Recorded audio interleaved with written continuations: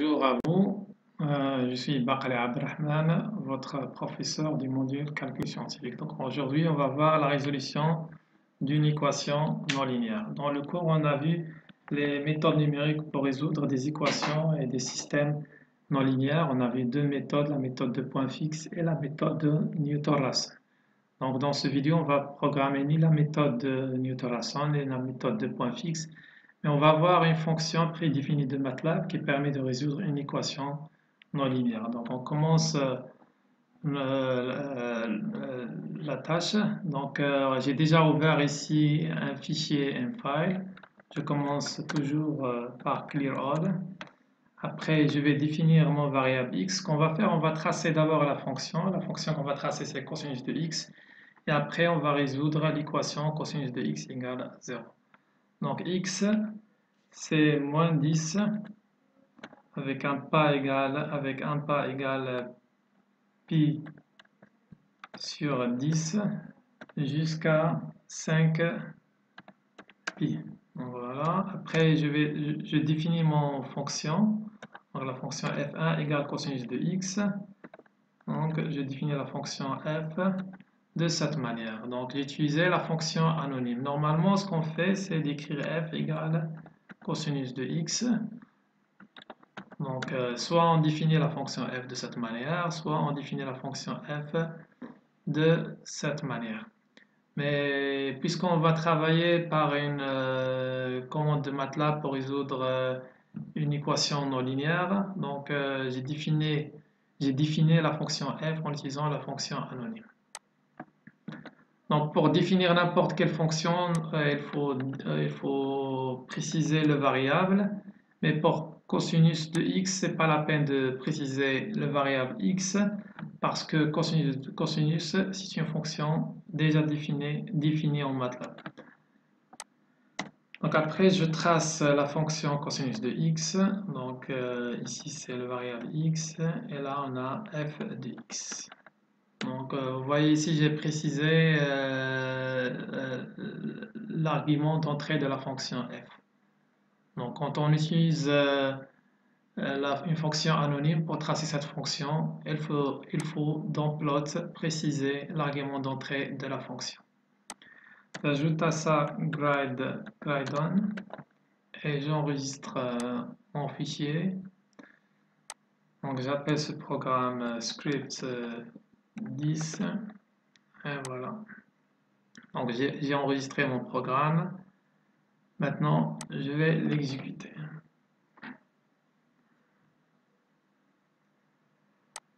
Donc voilà, on a tracé la fonction cosinus de x. Ce qu'on voit ici, c'est cosinus de x est égal à 0 pour plusieurs valeurs de x.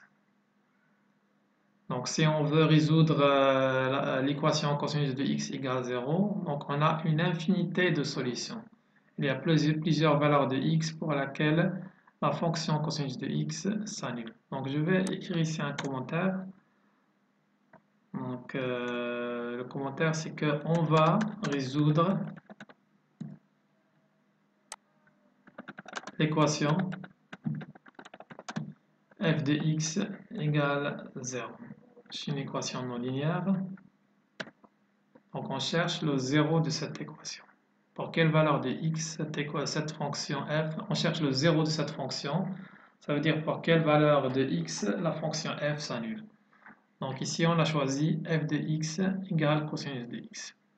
Donc on va résoudre l'équation f de x égale 0 en utilisant la fonction de MATLAB f0.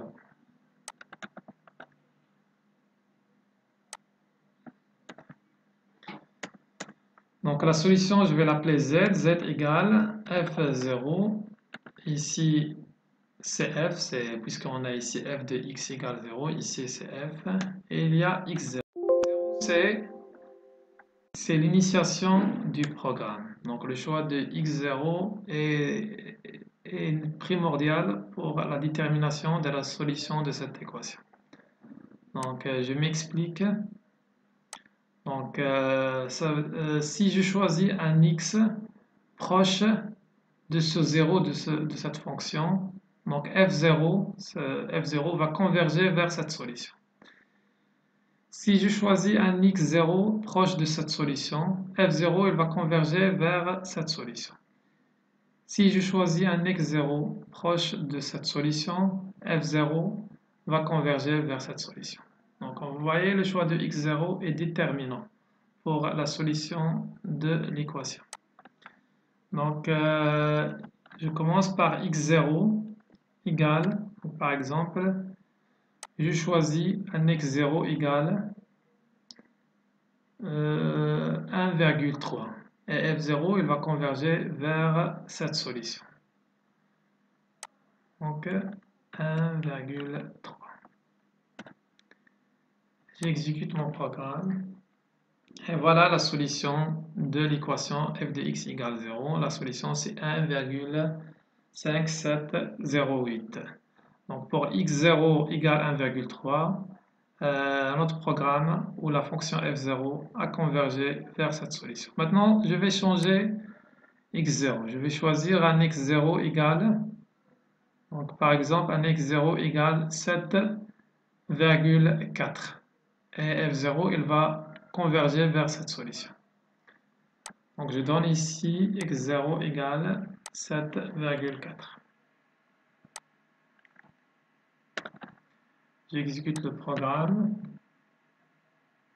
Et voilà la solution de notre équation. Elle égale 7,8540. Et comme vous voyez, en changeant x0, la solution de l'équation f de x, x0 change.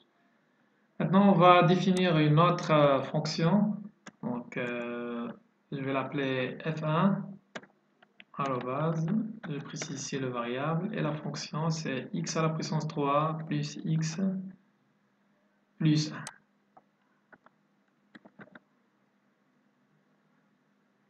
Ok, pour vectoriser ma fonction, je mets ici un point. Après, je vais tracer la fonction f1. Tout ça, maintenant c'est un commentaire, je n'ai plus besoin de ces lignes. Donc, je trace la fonction f1, plot,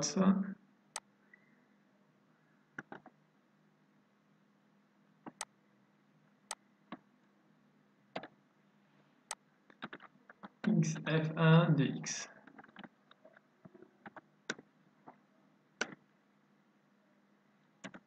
Et grade on pour graduer la fenêtre de la figure.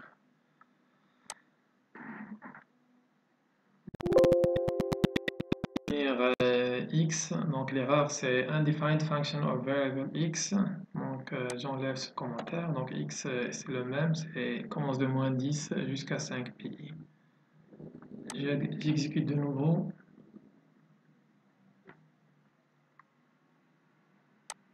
Et voilà la fonction f1 en fonction de x.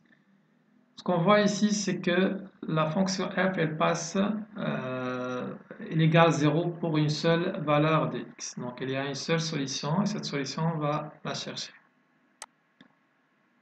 Donc on va utiliser aussi la fonction f0. La solution, c'est toujours z égale f0.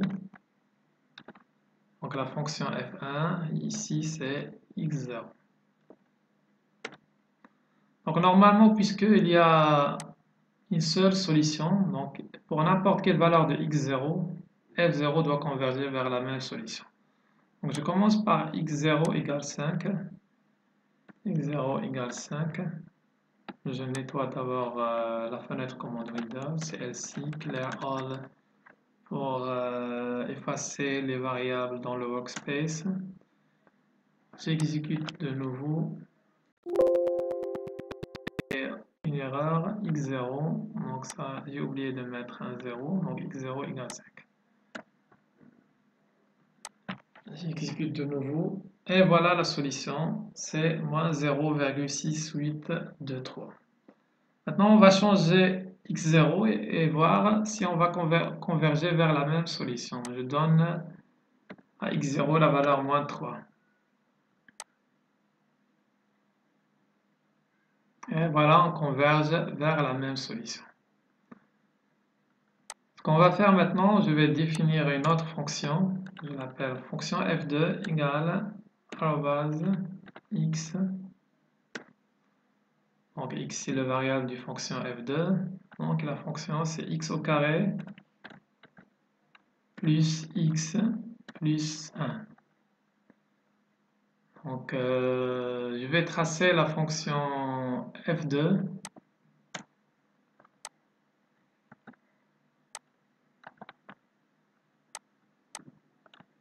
Donc ce ligne c'est pour tracer la fonction f2. Ce ligne je mets ici un pourcentage. C'est un commentaire ce ligne maintenant. Et d'abord tout ça c'est un commentaire. Je vais tracer d'abord la fonction f2. Après, essayer de résoudre l'équation f de x égale 0.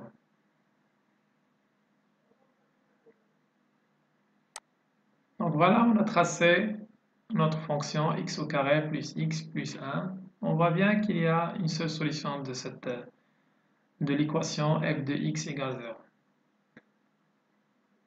Donc normalement, pour n'importe quelle valeur de x0, la fonction f0 doit converger vers la solution de l'équation f de x égale 0.